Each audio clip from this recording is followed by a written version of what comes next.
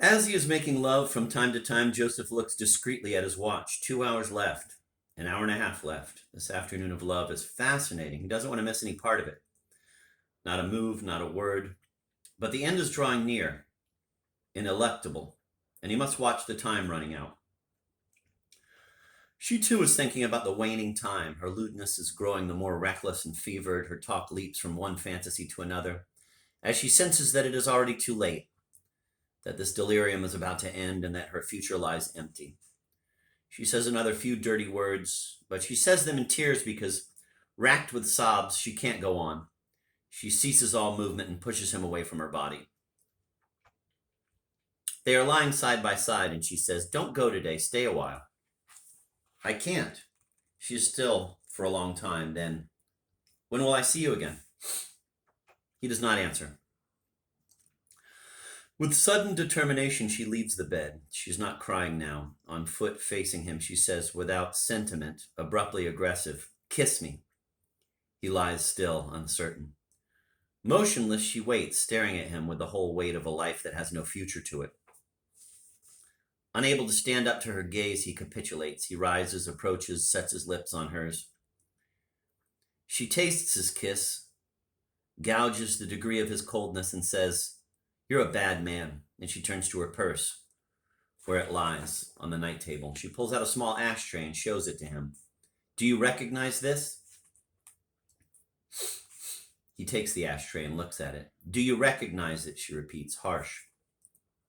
He does not know what to say. "Look at the inscription." It is the name of a Prague bar, but that tells him nothing, and he does not speak. She observes his discomfort with attentive, increasingly hostile mistrust. He feels uneasy beneath her gaze, and just then, very briefly, there flickers the image of a window ledge with a bowl of flowers beside a lighted lamp. But the image vanishes, and again he sees the hostile eyes. Now she understands everything. Not only has he forgotten their meeting in the bar, but the truth is worse. He doesn't know who she is. He doesn't know her. In the airplane, he did not know whom he was talking to.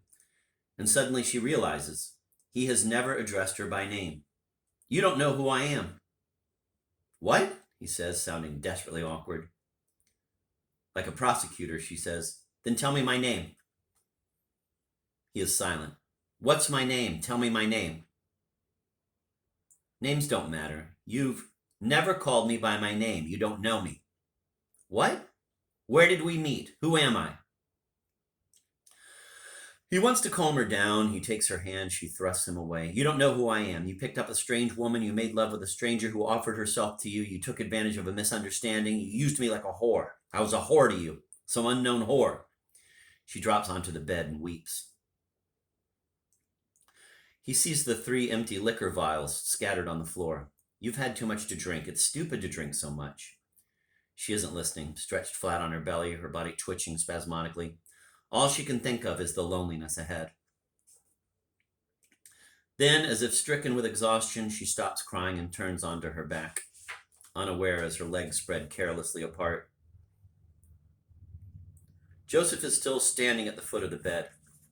He gazes at her crotch as if he were gazing into space, and suddenly he sees the brick house with a fir tree.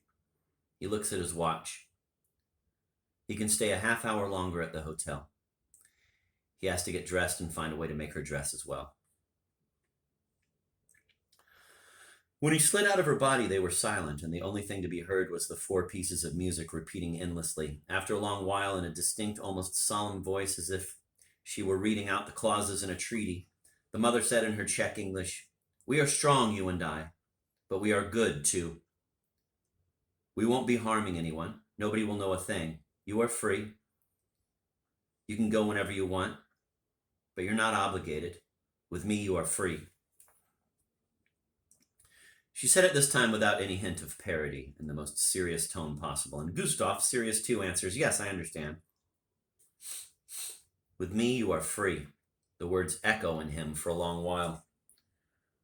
Freedom! He'd looked for that in her daughter, but did not find it. Irina gave herself to him with all the weight of her life, whereas he wanted to live weightless.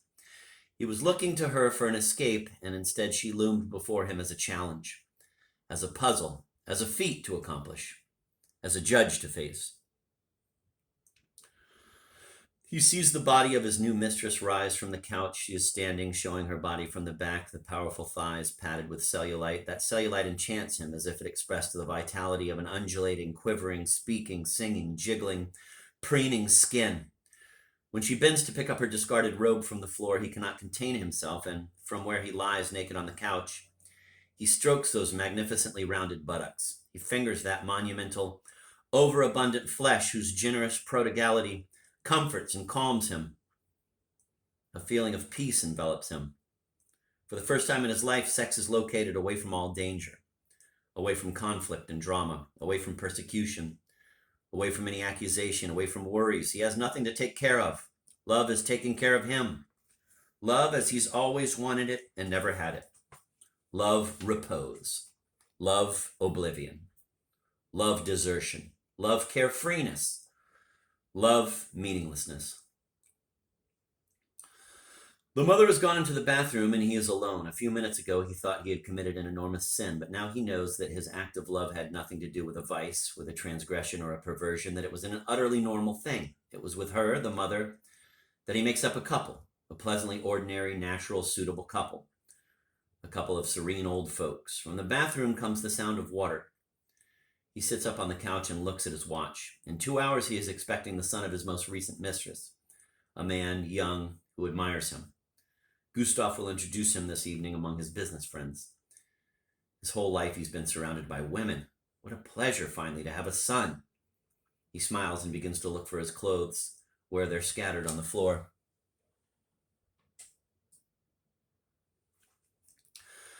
Her sobs went on for a long time, and then, as if by a miracle, they stopped, followed by heavy breathing. She fell asleep. This change was startling and sadly laughable. She slept profoundly and irretrievably. She had not changed position. She was still on her back with her legs spread. He was still looking at her crotch, that tiny little area that, with admirable economy of space, provides for 4 sovereign functions: arousal, copulation, procreation, urination. He gazed a long while at that sad place with its spell broken and was gripped by an immense sadness. He knelt by the bed, leaning over her gently snoring head. He felt close to this woman. He could imagine staying with her, being concerned with her. They had promised in the airplane not to inquire into each other's private life. He knew nothing about her, therefore, but one thing seemed clear. She was in love with him, prepared to go off with him, to give up everything, to begin everything over again. He knew she was calling on him for help. He had a chance, certainly his last, to be useful, to help someone, and among the multitude of strangers overpopulating the planet, to find a sister. He began to dress discreetly, silently, so as not to wake her.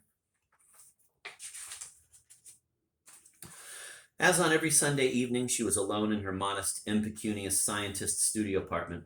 She moved about the room and ate the same things she had at noon: cheese, butter, bread, beer. A vegetarian, she is sentenced to such alimentary monotony. Since her stay at the mountain hospital, meat reminds her that her body could be cut up and eaten as easily as the body of a calf. Of course, people don't eat human flesh. It would terrify them. But that terror only confirms that a man can be eaten, masticated, swallowed, transmuted into excrement. And Mulata knows that the terror of being eaten is only the effect of another, more general terror that lies at the foundation of all life. The terror of being a body, of existing in body form.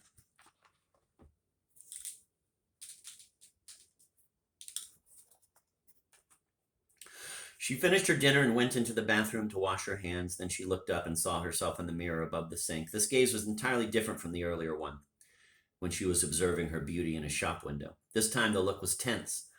Slowly she lifted the hair that framed her cheeks. She looked at herself as if spellbound for a very long time. Then she let the hair fall back into place, arranged it around her face, and returned to the room. At the university, she used to be seduced by the dreams of voyages to distant stars.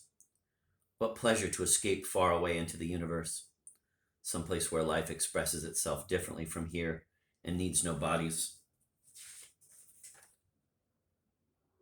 But despite all this, his amazing rockets, man will never progress very far in the universe. The brevity of his life makes the sky a dark lid against which he will forever crack his head to fall back onto earth where everything alive eats and can be eaten. Misery and pride, on horseback, death and a peacock. She was standing at the window, gazing at the sky, a starless sky, a dark lid. He put all his belongings into the suitcase and glanced around the room so as not to leave anything behind. Then he sat down at the table, and on a hotel letterhead sheet he wrote, "Sleep well, the room is yours till tomorrow at noon." He would have liked to say something very tender besides, but at the same time he was determined not to leave her a single false word. Finally he added, "My sister." He laid the sheet on the rug beside the bed to make sure she would see it. He picked up the Do Not Disturb card. As he left, he turned to look again at her as she slept. And in the corridor, he closed the door silently and hung the card on the knob. In the lobby, from all around him, he heard Czech being spoken, and again now it was flat and unpleasantly blasé, an unknown language. Settling his bill, he said, "There's a woman still in my room. She will leave later." And to ensure that no one would give her an unpleasant look, he laid a 500 korun note on the counter before the receptionist. He climbed into a taxi and left for the airport. It was evening already. The plane took off toward a dark sky, then burrowed into clouds. After a few minutes, the sky opened out, peaceful and friendly, strewn with stars. Through the porthole, he saw, far off in the sky, a low wooden fence and a brick house with a slender fir tree, like a lifted arm before it.